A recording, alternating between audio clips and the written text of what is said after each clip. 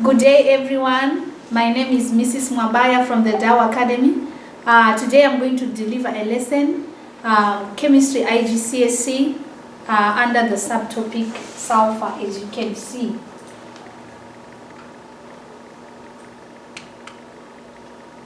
Right, we want to look at the sources of sulfur that we have in our environment.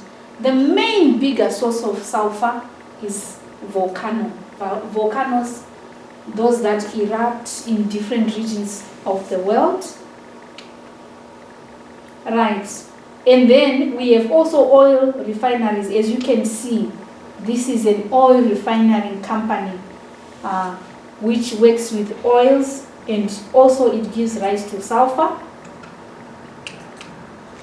And then we want to look at the uses of sulfur. Sulfur is used mainly in the manufacture of sulfuric acid. Sulfuric acid is used in many industrial processes, in the labs, in the heavy industry. There is huge use of sulfuric acid. So the main use is manufacturing of sulfuric acid, and then it is used to make gunpowder, it is used to make matches, the one that we use to light when we are making fire, and also it is used for fireworks that are used maybe during celebration, when people are celebrating that, for example, when people are celebrating the UEFA Champions League, and then we come to carbon disulfate, and also it is used for vulcanization of rubber. Right. And then the other one in food industry, sulfur dioxide. It can be used as a preservative to some extent, but also in this slide I've mentioned that it can be used as a bleaching agent. It is used as a bleaching agent in the manufacture of wood pulp for paper, to make pulp. And this is the diagrammatic representation of an industry where they are manufacturing wood pulp for paper making. So sulfur, like I mentioned, is used as a food preservative, and also to extend the shelf life of food. So in preserving food, we extend the shelf life. As in, what I mean when I say shelf life, I mean that to extend the shelf life of food. Let's say you manufacture a tin today, that is July the 23rd, and then that food is going to stay for a long time, like for example for 3 years, and it will be consumed maybe 2025 October. So that is extending the shelf life, where you say the food, instead of getting bad, it stays for a long time without getting bad. So we make use of what? Sulfur. So this is, you can see this diagrammatic where they put some sort of pickles, and then they are put where they are put in a bottle, and then sulfur is added to extend their shelf life so that they can be consumed later. Right. And then uses of sulfur dioxide. Sulfur dioxide is a strong reducing agent, which means it reduces substances, and it is used as a bleach. You find it in bleaching agents like varnish. You talk about domestos, there is sulfur dioxide, and then it is used as a food preservative and as a fumigant, to fumigate. Let's say there is need to remove some disease-causing agents like pathogens, like the coronavirus that is prevailing. It is part of the fumigant. And then large quantities of sulfur dioxide are used in the contact process. That's what I'm elaborating about, production of sulfuric acid. We are going to later look into it in detail later. Right. And then sulfur dioxide, it is used in bleaching wool and straw, and as a disinfectant, to disinfect a place so that it is clean. Right. Then we look at the properties of sulfur. properties of concentrated sulfuric acid. Right. The properties of concentrated sulfuric acid are as follows. It is colorless to slightly yellow, viscous liquid. It's oxidizing, right? And exothermic dissolution in water. We will look at that in later. Acidic when dissolved in water. Sulfuric acid, it is a strong acid. As you can see here, it is dibasic. It has 2 protons, right? So which means it is a strong acid, and at the same time it gives a pH of around between 2 to 3, right? So which means it's a strong acid. And then acidic when dissolved in water, I've mentioned the pH is around 2 to 3, and then when diluted it reacts with ferrous metals and generates hydrogen gas. Sulfuric acid, it reacts with the group 1 the group 1 metals, the group 2 metals, and also it reacts with some of the metals in the transition elements. And then it is dehydrating, which means it removes water from a substance, and it reacts with ion tetrachloride, reacts violently with sodium hydroxide.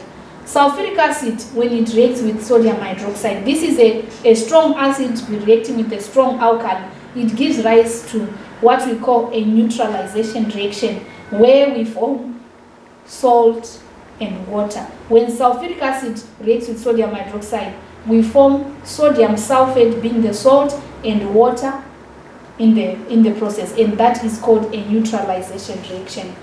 And then it's carcinogenic in mist form. Carcinogenic, it means that it causes, it triggers cancer, the formation of cancerous cell, and it is very dense.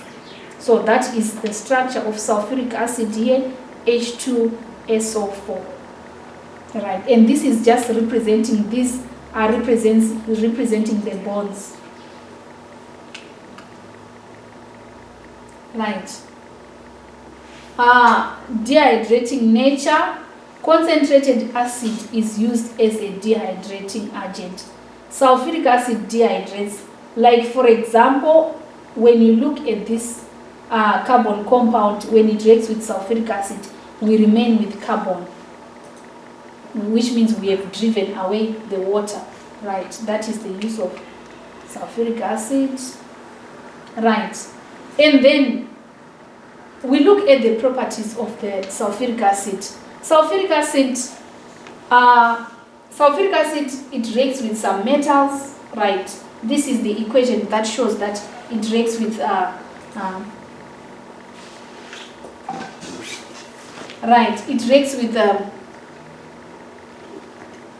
it reacts with some metals, like for example,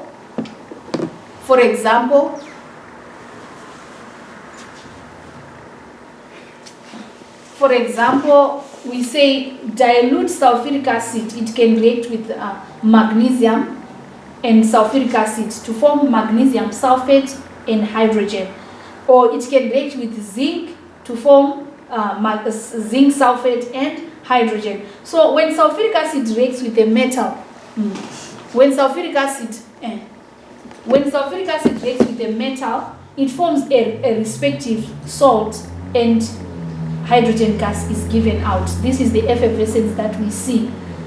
And one needs to take note, this also helps you to, when you are doing such equations, it helps you to balance. Like you can see magnesium reacts to gives magnesium sulfate and hydrogen, and you check whether it's a balanced equation, and take note of the state symbols. We take magnesium solid, reacts with sulfuric acid in aqueous form, and then from there it reacts with magnesium sulfate.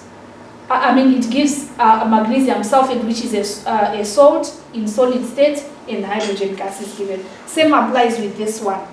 So the more reactive a metal is, the more likely it is going to react with sulfuric acid, or the more the effervescence or the amount of hydrogen it is produced rapidly and in large quantities if a metal is reactive.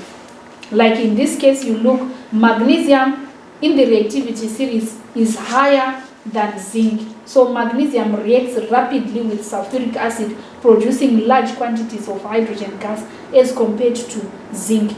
It produces less quantities of hydrogen and it's not rapid. Right, we look at this one, use of dilute sulfuric acid. This one we can do it in the lab. Right, there is we look at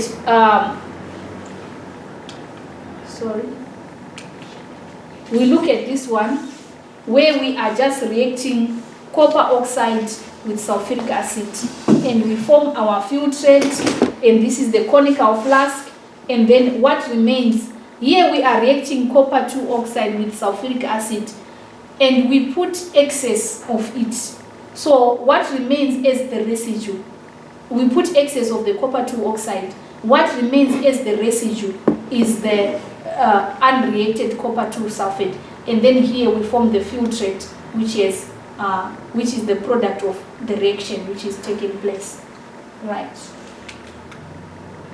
Right, we want to look at the contact process. Right, what happens in the contact process is this. The sulfuric acid is our last product, our end product. So our reaction is starting here. Sulfur,